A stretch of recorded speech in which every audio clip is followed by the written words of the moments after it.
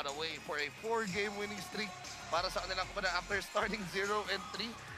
They are now 4-3 here in our tournament. Pero makakasama na nga natin ang ating sinag player of the game, ang nagpasimula ng magandang mainit na simula nitong kumbaga na to. Who else but Super Mar Reyes with 19 points and 2 assists, and idagdag mo pa flawless shooting, Kuya Mar. 6 Yes. of 6 sa field.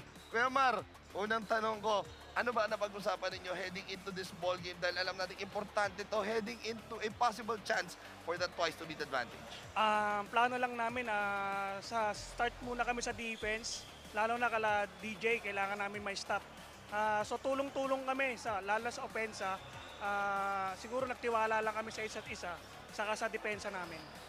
Right? Yes, ang question ko naman, with this type of a wire-to-wire win, lalo na ikaw nagpasimuno ng shooting, halos lahat ng mga players mo nag-score dito sa Exile. Going into the playoffs, anong magiging mindset ng coaching staff and how you gonna improve your game even further? Yun lang. So, ang offense naman nandyan lang eh. So, kailangan lang namin mag-improve pa sa defense at saka kailangan pa namin na konting stamina para sa sa susunod na game namin.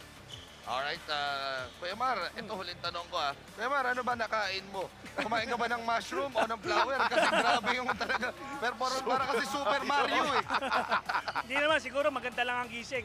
Siguro, so nakita ko rin sa mga ka-teammate ko, parang ginanahan din ako. So, yun lang.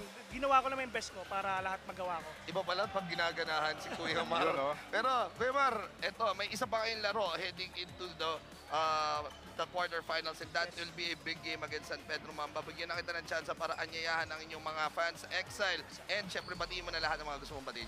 At saka binabati ko lahat ng Reyes family, yung mga family ko sa Quezon City, yung mahal ko, tsaka yung mga anak ko.